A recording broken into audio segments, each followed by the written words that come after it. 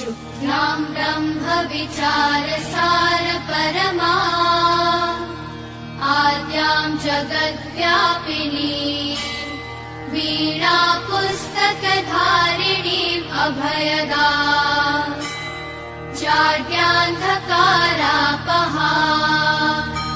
हस्ते स्फाटिकमालिकां विदधती पद्मासने संस्थिता वन्दे तां परमेश्वरीं भगवतीं बुद्धिप्रदां शारदा।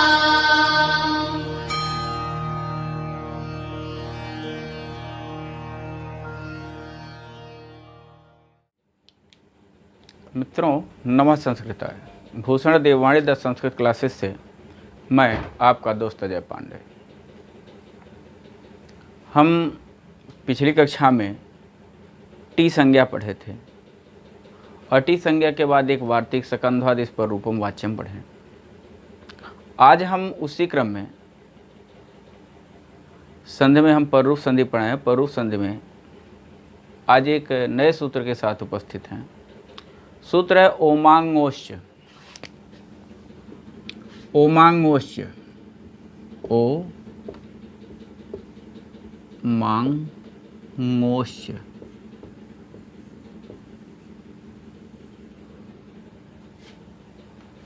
सूत्र है ओमांगोश्च। च माने और, च का अर्थ होगा और। तो अब यहाँ क्या हो गया? ओम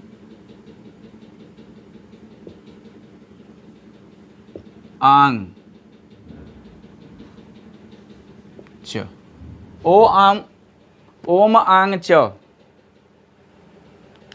ओम आंग च। और यह ओमांगोह च बनता। यह सप्तमी विभक्ति दो वचन का रूप बनेगा। यह ओमांगोह जो रूप बनेगा, यदि इसका हम संधि विच्छेद करते तो ऐसे बनता। ओ मांगोह च। यह ओमांगोह जो रूप है, यह सप्तमी विभक्ति द्विवचन का है। तो अब ये क्या बन जाएगा? यह जब रूप बनेगा तो यह बन जाएगा ओमी और यह बन जाएगा आंगी च। तो तस्मिन् नित निर्दिष्टे पूर्वस्थ सूत्र से हमने पढ़ा है कि जो शब्द सप्तमी विभक्ति से युक्त होगा वह बाद में होगा। तो अब ओमांगोश्च है, इसका क्रम 6-1-95 है। ओमांगोश्च सूत्र जो है इसका क्रम 6-1-95 है। और इसके पहले जिन सूत्रों को हम पढ़ते आए उन सूत्रों में हमने एक चीज़ पढ़ा था। 6-1-94 में हमने पढ़ा था एंग पर रूपम में हमने ये पढ़ा था कि अवर्णात् उपसर्गात् एंग आदौ धातु परे। अवर्णात् उपसर्गात् एंग आदौ धातु परे। वहाँ से आप अवर्णात् ले लीजिए और इसकी वृत्ति पूरी हो जाएगी आपकी। अवर्णात् ओम आंग च परे और फिर वहाँ से ले लीजिए पररूप। पररूप में एकादेश स्यात्, क्या पररूप एकादेश हो जाएगा। इस सूत्र की वृत्ति हम देख लें। ओम आंग चात परे पररूप मेकादेश स्यात्। ओमि आंग चात परे, ओमि आंग चात परे पररूपम एकादेश स्यात्। तो अब ओम आंग च और आत, चात में आत है ना, तो आत से मतलब अवर्ण। यदि अवर्ण के बाद ओम और आंग आए तो दोनों के स्थान पर पररूप हो जाएगा। तो दोनों के स्थान पर पररूप हो जाएगा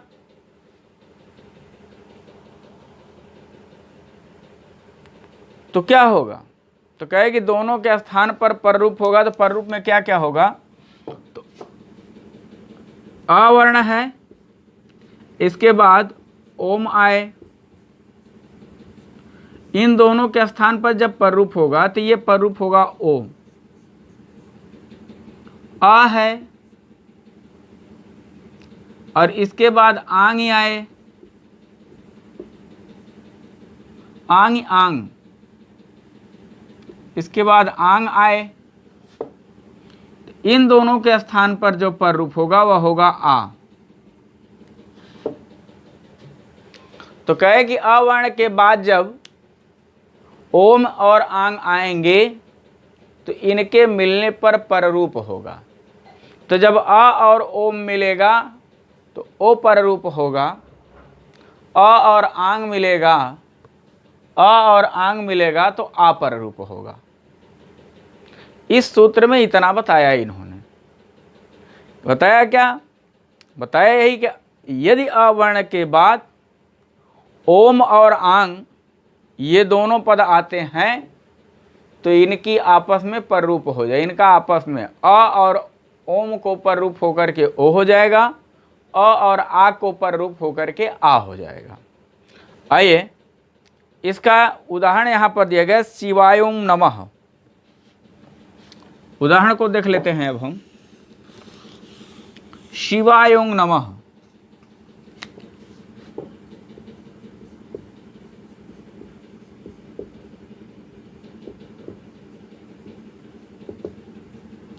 शिवाय ओम नमः, यह इसका उदाहरण है। तो अब इसके उदाहरण को देखिए, अब क्या लिखना है, शिवाय ओम नमः। यह बनेगा शिवाय धन ओम नमः। नमः को यहीं ऐसे रहने दीजिए, फिर हम नमः का कार्य कर लेंगे बाद में। अब शिवाय, शिवाय में यहां अंत में आ मिला, यहां आ के बाद है क्या, ओम। और ओमांगाश्च सूत्र ने क्या कहा, यदि अकार के बाद, यदि अवर्ण के बाद ओम आए तो दोनों के स्थान पर, दोनों के स्थान मतलब अ और ओ, अ और ओ, इन दोनों के स्थान पर क्या हो जाएगा, पररूप ओ हो जाएगा। तो यह ओम हो गया। यह क्या बन गया, यह बन गया शिवाय, शिवाय ओम नमः।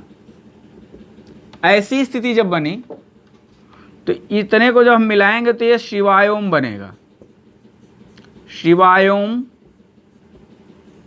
और फिर नमः। जब ये स्थिति बन गई तो एक सूत्र, व्यंजन संधि अभी हम नहीं पढ़े हैं, लेकिन व्यंजन संधि का एक सूत्र आएगा, मौनुस्वार। यदि म के बाद, यदि म के बाद कोई व्यंजन वर्ण आए तो म के स्थान पर अनुस्वार हो जाएगा। तो शिवाय ओम नमः था, इस म के स्थान पर अनुस्वार हो जाएगा तो ये शिवाय ओम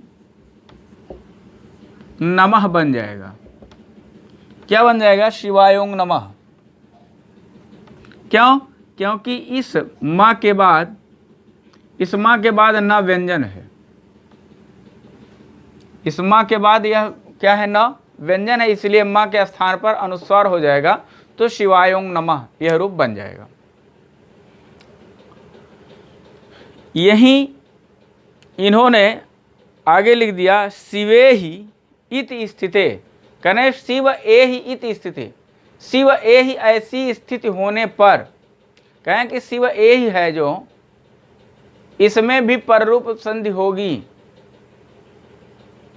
तो अब कैसे होगी, तो इस शिवे ही को पढ़ाने से पहले, शिवे ही उदाहरण से पहले, पूरे उदाहरण से पहले एक सूत्र पढ़ने के लिए इन्होंने, वरदराज महोदय ने बताया कि आपको इस शिव ए ही को पढ़ने से पहले अंतादिवच्च पढ़ना होगा। क्या पढ़ना होगा, अंतादिवच्च। तो आइए अब हम अंतादिवच्च सूत्र की चर्चा कर लेते हैं।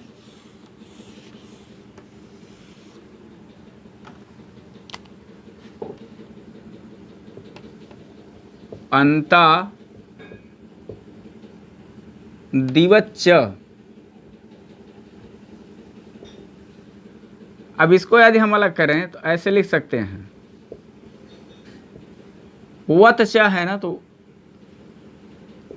अंतवत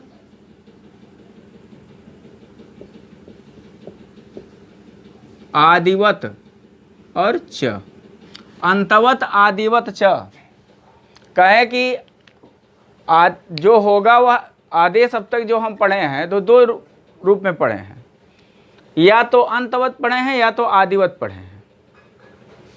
और ओम अंतादिवत च सूत्र का जो क्रम है वह 6-1-85। अंतादिवत च सूत्र का क्रम है 6-1-85 और अष्टाध्यायी में 6-1-85 के ठीक पहले है 6-1-84 और उस सूत्र का नाम है एकः पूर्व परयोः। कहे कि पूर्व परयोः, कहे कि पूर्व और पर दोनों के स्थान पर एक आदेश करने वाला यह सूत्र है। पूर्व और पर दोनों के स्थान पर एक आदेश करने वाला सूत्र। जैसे आ और ई आदि गुणा में हम पढ़े थे, आ और ई के स्थान पर ए। वृद्ध में हम पढ़े आ और ए के स्थान पर अ।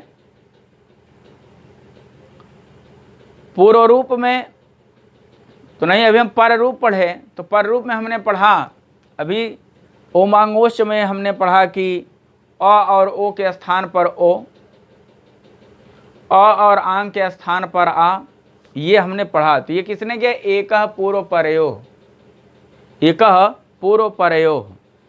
तो यहाँ अंतादिवत च सूत्र उसी के बाद का है।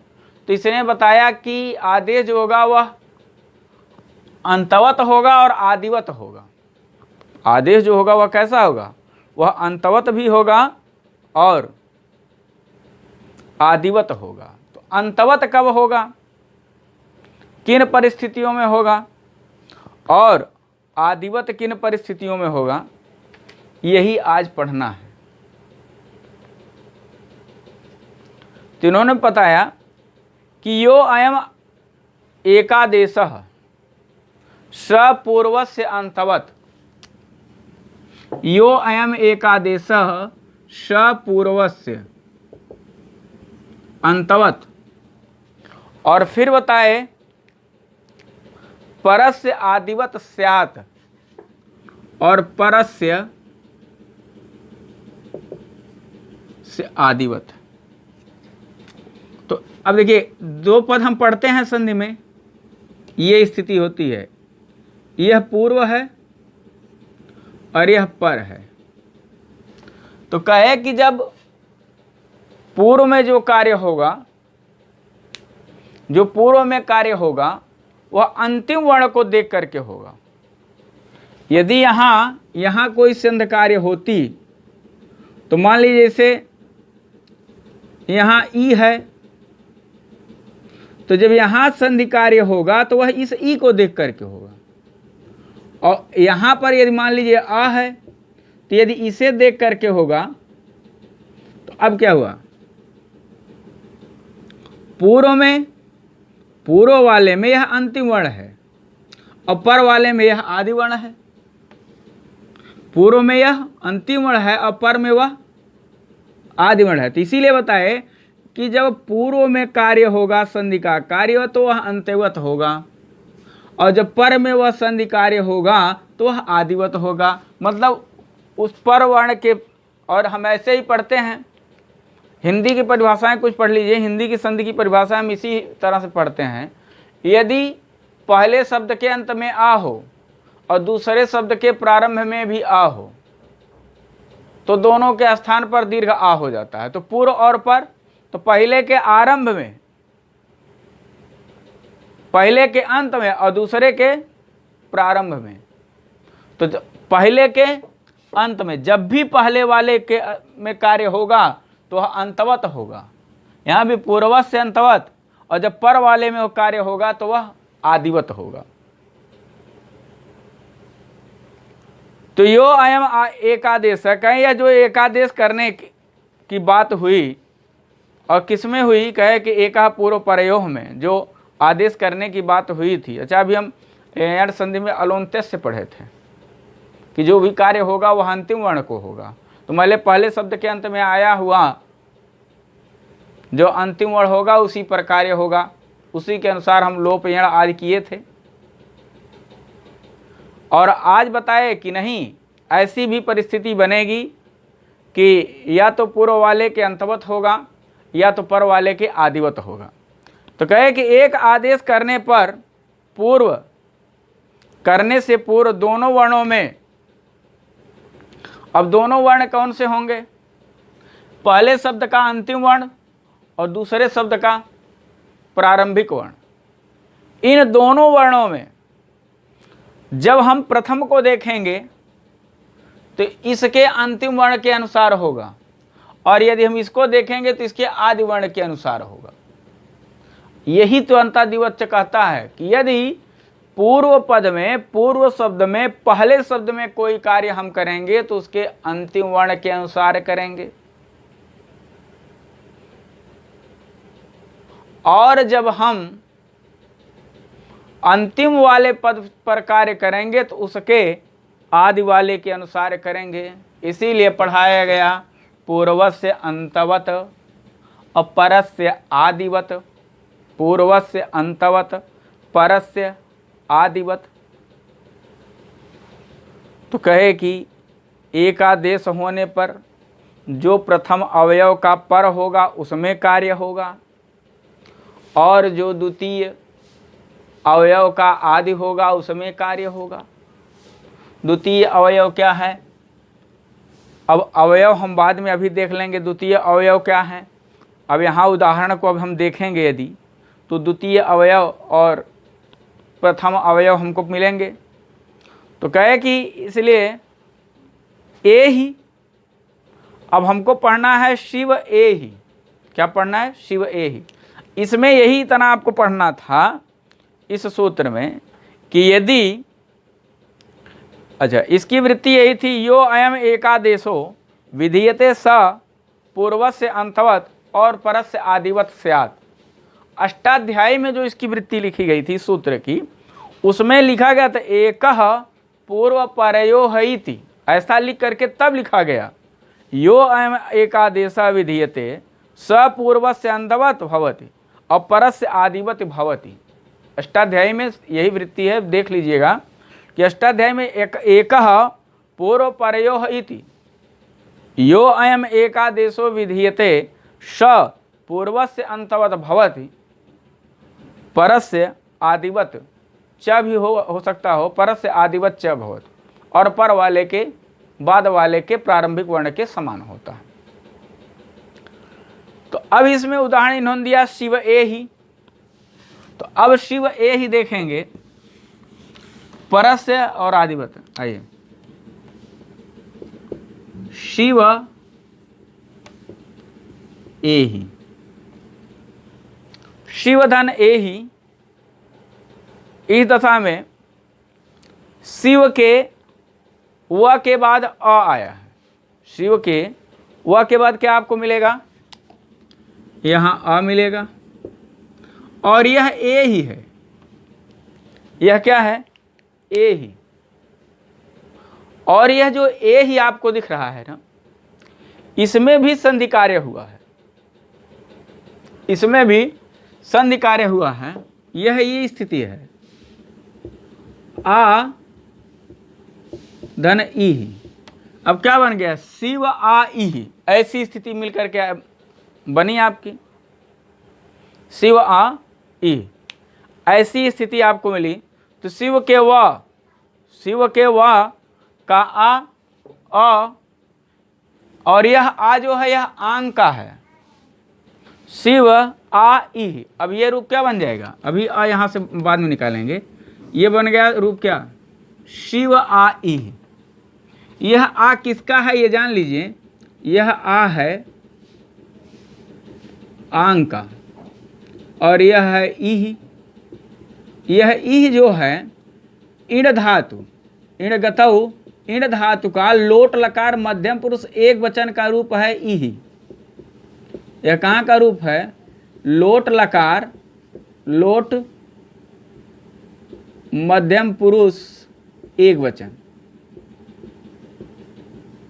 यह जो ए ही बना है यह वास्तव में आंग धन ई से बना है। अब आंग धन ई, अब शिव आ ई ऐसी स्थिति बनी, शिव आ ई ऐसी स्थिति बनी। जब ऐसी स्थिति बन गई शिव आ ई में, तो अब ये हुआ कि अब यहाँ काम क्या किया जाए। अब पहले हम फिर एक और कर लीजिए, शिव आ ई, ये कंडीशन बनी, ये परिस्थिति, कंडीशन बोले ये परिस्थिति बनी। तो अब हम पहले ये कार्य करें कि पहले ये कार्य करें? पहले इसकी संधि करवाएं, पहले इसकी संधि करवाएं, पहले इसकी संधि करवाएं, यह एक प्रश्न बनता है। तो इसमें एकादेश होने पर यदि अंतरंग बातें हों, अंतरंग और बहिरंग कुछ चीज़ें जब पद बन जाता है, अंतरंग का क्या होता है कि वो चीज़ें स्पष्ट नहीं होती हैं। तो ए ही अंतरंग बना हुआ था, अभी जब उसका विग्रह किए तब आंग और ए ही निकल करके आया, आंग और ई। तो यह अंतरंग कार्य पहले हो जाएगा। तो अंतरंग कार्य जब पहले हो जाएगा तो यह आ और ई, यह आदि गुणा सूत्र से, आदि गुणा से जब कर देंगे तो यहाँ ए हो जाएगा, तो यह ए ही बन जाएगा। अब यह बन गया शिव आ ए ही, शिव आ ए ही, ऐसी स्थिति बन गई। जब शिव आ ए ही ऐसी स्थिति बन गई तब ओमांगोष्य सूत्र आएगा। अब ये पूछा जाता कि यहाँ पर आंग नहीं है, आंग यहाँ तक आपको दिखा दिया गया। ए ही जो है ना, वह ए ही जो है वह आंग धन ई से बना है, आंग धन ई से बना है, इसलिए ए ही में आंग है, ए ही में आंग है। ओमांगोष्य सूत्र अब आएगा और ओमांगोष्य सूत्र जो होगा इस शिव के आ और ए ही के ए दोनों के स्थान पर ए पर रूप कर देगा। तो ये बन जाएगा शिव और फिर ये हो गया ए ही, शिव ए ही, ऐसा रूप बन जाएगा। अब जब शिव ए ही ऐसा रूप बना तो फिर हम मिला देंगे तो ये शिवे ही बन जाएगा, ये ऐसी स्थिति बनेगी। आइए इसकी हम सिद्धि पढ़ लें। शिव ए ही, शिव आ ई, शिव अ आंग ई, ऐसी स्थिति में शिव अ आंग ई, ऐसी स्थिति में अब प्रश्न उठता है कि हम पहले शिव के व के अ और आंग के आस की दोस्ती कराएं, संधि कराएं, अथवा आंग के आ और इण धातु का जो ई रूप बनकर के आया है उस आ और ई की मित्रता कराएं, की संधि कराएं। तो इसके लिए व्याकरण में एक नियम है कि अंतरंग और बहिरंग दोनों कार्य जब एक साथ हो रहे हों तो जो अंतरंग कार्य होगा वह कार्य पहले किया जाएगा। तो धातु और उपसर्ग वाले जो कार्य होते हैं ये अंतरंग कार्य होते हैं। तो उपसर्ग आंग था और धातु इण थी, तो ये धातु और उपसर्ग वाला कार्य पहले किया गया। तो आंग के आ और ई को आदिगुणा सूत्र के द्वारा ए ही कर लिया गया। तो शिव अ ए ही बना। जैसे ही शिव अ ए ही बना तो ओमांगोष्य सूत्र ने, यह अंतादिवच्य ने कराया था। अब शिव आ ए ही सूत्र आएगा, शिव आ ए ही सूत्र नहीं, उदाहरण आएगा जब, तो अब यहाँ पर ओमांगोष्य सूत्र आकर के इन दोनों की पररूप करा देगा तो शिवे ही रूप बन जाएगा। आइए एक सूत्र और हम पढ़ लेते हैं और एक नई संधि है उसको प्रारंभ भी कर लेते हैं। तो फिर यदि फिर आपसे निवेदन है कि हमने कई बार आपसे निवेदन किया, जहाँ नहीं समझ में आता उसको ज़रूर पढ़िए। तो अब जो पूर्व रूप अवंतादिवच्य से बातें कुछ और जान लीजिए। कहें कि जो एकादेश आ और ई के स्थान पर ए हुआ, आंग आ और ई इन दोनों के स्थान पर जो यह आदेश ए हुआ, यदि ए वर्ण में फिर से कोई संधि कार्य हो रहा हो, ए से कोई कार्य फिर से हो रहा हो, यदि इस ए वर्ण के साथ कोई संधि कार्य फिर से हो रहा हो तो उस ए को कौन सा वर्ण समझा जाएगा? अब मान लीजिए जैसे यहां देख लेते हैं थोड़ा सा कि ए बनेगा कैसे, ये अ धन ई से बनेगा, आ धन ई से बनेगा, अ धन ई से बनेगा और आ धन ई से बनेगा। इन परिस्थितियों में क्या बनेगा, ए। इन परिस्थितियों में ए बनना है तो कहे मान लीजिए यह ए बन गया और फिर से कोई संधि कार्य होने लगे तो अब हम किस में संधि करेंगे, इस ई से करें कि इस आ से करें, इस आ से करें कि इस ई से करें। तो कहे बताए कि यदि, यहां सुनिए, यदि यह अ नहीं यह ए, यदि यह ए यहां पर है तो इस ए का दोनों पार्ट कर दीजिए अ और ई, तो यहां पर जो कार्य होगा इस ई के अनुसार होगा। यदि यही ए यहां पर है तब जो कार्य होगा तो फिर ये अ और ई हुआ तो इस आ के अनुसार होगा। यही इन्होंने अंतादिवच्च में बताया, कहा कि यदि यह ए या यहां पर जो वर्ण होगा इसके अनुसार जब होगा तो अंतिम वर्ण के अनुसार होगा, और यदि यह ए बाद में है तो यह आदि वर्ण के अनुसार होगा। इसीलिए तो बताया पूर्वत से अंतवत और परत से आदिवत, यही था। तो यदि ऐसी स्थिति आती है कि एक बना लिया गया है और ए में फिर से संधि कार्य करना है तो यदि ए वर्ण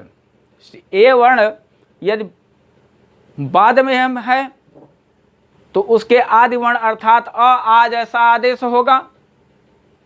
यदि वह ए बाद पूर्व में है, पूर्व पद के अंत में है तो ई या ई जैसा आदेश होगा, यही है अंतादिवच्च। ऐसा समझ लेना चाहिए। यदि ए पहले शब्द के अंत में है तो वहां पर वर्ण ई समझना चाहिए। यदि ए पहले शब्द के पूर्व में है जैसे ए ही में था तो वहां आदि वर्ण आ समझ लेना चाहिए। यही अंतादिवच्च सूत्र ने बताया था। इसीलिए जब हम शिव ए ही की चर्चा किए तो यहां पहले हम आंग से आ निकाल लिए, आ धन ई किए, और फिर जब हम किए तो फिर ओंगवांगोष्ठ सूत्र के द्वारा शिवे ही रूप की सिद्धि हो जाती है। आइए अगला संधि की सबसे आसान संधि और सबसे महत्वपूर्ण संधि और जानी पहचानी संधि का नाम आज हमें पढ़ना है, और ये इसी एक सूत्र में ही यह संधि लगभग पूर्णता को भी प्राप्त हो जाती है। तो आइए इसको पूर्णता कर लेते हैं इसकी, और इसके बाद फिर हम अगले वीडियो में पढ़ेंगे। तो अब हमें पढ़ना है अकः सवर्णे दीर्घ। क्या पढ़ना है, अकः सवर्णे दीर्घ।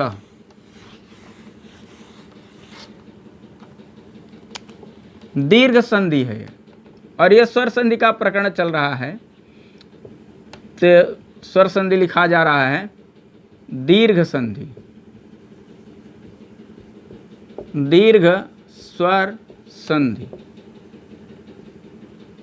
सूत्र है अकः सवर्णे दीर्घ। अकः सवर्णे दीर्घ कहे कि यदि अक के बाद सवर्ण आए तो इनका आपस में दीर्घ हो जाएगा। अकः सवर्णे अच परे पूर्व परयोः दीर्घ एकादेश स्यात्। कहे कि यदि अक, आइए अक एक प्रत्याहार है। अक में हम पढ़ेंगे अ, ई, उ, री और री। इसके बाद सवर्ण होने पर, तो सवर्ण हम तुल्यस्य प्रथमम सवर्णम में पढ़े थे कि जिन दो स्वरवर्णों के उच्चारण स्थान और आभ्यंतर प्रयत्न एक होंगे वो आपस में सवर्ण कहे जाएंगे। तो वहां पर हमने पढ़ा था ये, अब ये अ है, इस आ के बाद यदि आ आएगा तब सवर्ण होगा। इस ई के बाद यदि ई आएगा तो सवर्ण होगा। उ के बाद उ आएगा तो सवर्ण होगा। री के बाद री आएगा तो सवर्ण होगा। और ली के सवर्ण की जब बात आएगी तो री लरी मिथा सवर्ण वाच्यम, री का सवर्ण री होगा और लरी भी होगा। तो री के सवर्ण, तो री और लरी इनके सवर्ण की बात आएगी तो री लरी मिथा सामान्य वाच्यम, यह वार्तिक कार्य करेगा। और प्राय लरी में दीर्घ का अभाव होता है, इसीलिए दीर्घ संधि में इसके उदाहरण नहीं मिलते हैं, या मिलेंगे तो होत्रीकारा को होलरीकारा ऐसा कुछ हम बना लेंगे। तो इसमें हमने क्या पढ़ा कि यदि अक अर्थात आ ई उरी लरी के परे के बाद में अक आने पर, अक आ ई उरी लरी आने पर पूर्व और पर दोनों के स्थान पर दीर्घ एकादेश हो जाता है। यदि अक आ ई उरी लरी के बाद, यदि अक आ ई उरी लरी के बाद क्या है, फिर अक आए, अक के बाद अक आए, मान लीजिए ऐसा कुछ पूछ लिया जाए कि यदि अक के बाद अक आए तो फिर कौन सी संधि होगी? भैया कुछ नहीं बोलना है, दीर्घ संधि होगी। तो यह क्या हो गया, ह्रस्व या दीर्घ आ ई उरी लरी के बाद समान स्वरवर्ण आने पर पूर्व और पर दोनों के स्थान पर दीर्घ एकादेश हो जाता है, एक दीर्घ हो जाता है, दोनों के स्थान पर दीर्घ हो जाएगा। तो अ का दीर्घ आ होगा, ई का दीर्घ ई होगा, उ का दीर्घ उ होगा और री का दीर्घ री होगा, ऐसा हम पढ़ेंगे। आइए इनके उदाहरण हम इसमें पुस्तक में जो है दैत्यारी, श्रीसा, विष्णुदया, होत्रीकारा 4 उदाहरण दिया गया है और चारों उदाहरण हम क्रम से लिख लेते हैं और एक ही बार में सबकी सिद्धि कर लेते हैं। आइए, अकः सवर्णे दीर्घ, अकः सवर्णे दीर्घ। पहला है दैत्यारी, पहला उदाहरण है दैत्यारी। दूसरा है श्रीसः, तीसरा है विष्णुदयः,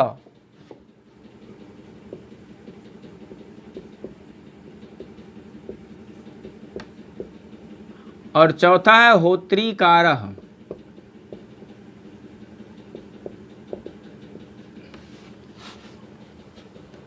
होत्रीकारः चौथा उदाहरण है। आइए अब एक एक को देखें, थोड़ा सा यहाँ बीच में गैप हो गया और होत्रीकारः दूर हो रहा है। आइए लाइनिंग कर ले तब ठीक होगा। श्रीसः इतने में चल जाएगा। विष्णुदयः, विष्णुदयः, यहाँ हो जाएगा होत्रीकारः, होत्रीकारः। यह री यहाँ 2 बार हो जाएगा होत्रीकारः में।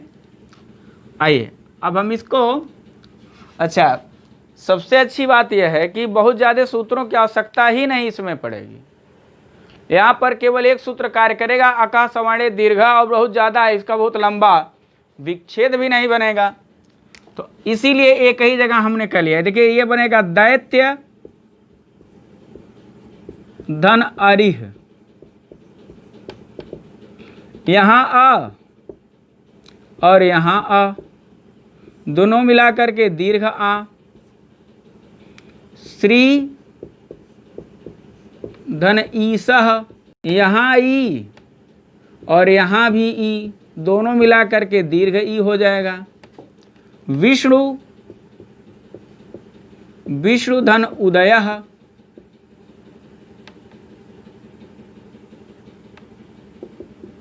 यहाँ भी उ है और यहाँ भी उ है, दोनों उ मिला करके दीर्घ उ। होत्री धन ऋकारः, यहाँ भी री और यहाँ भी री, दोनों के स्थान पर दीर्घ री, ऐसा आदेश होगा। आइए यहाँ लिख लीजिए दैत्य और यह हो जाएगा रिह। फिर यहाँ लिख लीजिए स्र ई शह, यह हो जाएगा विष्ण उ दयः, यह हो जाएगा होत री कारः। यह किया किसने? अकासवर्णे दीर्घ ने। अब इसके बाद एक सूत्र और पढ़ लीजिए, अज्जीनम पणे संयोज्यम। वह अज्जीनम पणे संयोज्यम क्या करेगा? इस अच से हीन इस या का बाद वाले स्वर से योग करा देगा तो यह आ हो जाएगा, यह बन जाएगा दैत्यारी। फिर स्र का इस दीर्घ ई से कराएगा तो ये श्री हो जाएगा और मिल जाएगा, ये श्रीसा हो जाएगा। विष्णु का इस विष्णु का दीर्घ ऊ से कराएगा तो ये विष्णु हो जाएगा। क्या बन जाएगा? ये विष्णु बन जाएगा और आगे से दया जोड़ देंगे, ये विष्णु दया बनेगा। होत धन री अजीनम पणे संयोजम, इस ता का इस दीर्घरी से, इस दीर्घरी से बोध से योग कराएगा। दीर्घरी से जब योग कराएगा तो ये होत्री बन जाएगा, होत्री। और फिर आगे कारह है तो ये होत्री कारह बन जाएगा।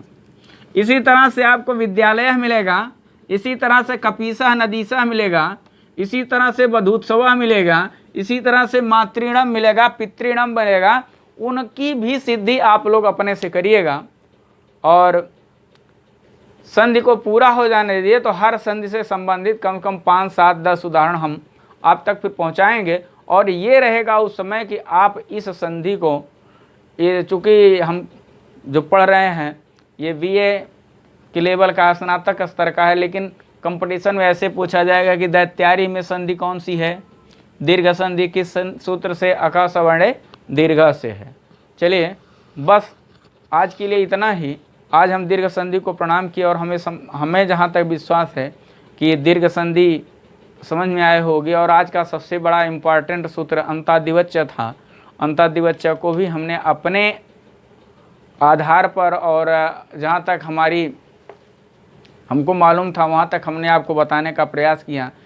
और फिर आपसे निवेदन है कि चैनल को लाइक करें, सब्सक्राइब करें, ज़्यादा से ज़्यादा शेयर करें, जिससे कि हम भी बढ़ें, आप भी बढ़ें और साथ साथ पढ़ने का एक संकल्प है। और आपसे फिर निवेदन है कि जब भी आप लोग सिद्धांत कौमुदी की कक्षा पढ़ा करिए, विशेषकर मेरी कक्षा, तो आप जो है लोग सिद्धांत कौमुदी की बुक नहीं कहना चाहिए, पुस्तक को लेकर के आप पढ़ा करिए। क्योंकि सूत्र पढ़ना है, सूत्रों की वृत्ति पढ़ना है। सूत्रों की वृत्ति पढ़ने के बाद हमें एक एक करके एक एक शब्दों को पढ़ना होता है। तो कहीं विसर्ग है, अनुस्वार है, ऐसी त्रुटियां होना स्वाभाविक है। मानव से त्रुटि ना हो ऐसा हो ही नहीं सकता। तो ये त्रुटियां हो सकती हैं, लेकिन यदि आपके पास पुस्तक होगी तो इस त्रुटि को आप सुधार सकते हैं। और आपके द्वारा यह किया गया कार्य हमारे लिए अत्यंत हर्ष और अत्यंत सरलता का कार्य हो जाएगा कि जहाँ भी हमसे थोड़ी बहुत उच्चारण में त्रुटि होती है उसको आप पूरा कर लेंगे, उसको आप संभाल लेंगे, उसको आप पढ़ लेंगे अच्छी तरह से। और आज के लिए बस इतना ही। अगली कक्षा में हम फिर एक नए टॉपिक के साथ मिलेंगे। और जयतु भारतम, जयतु संस्कृतम।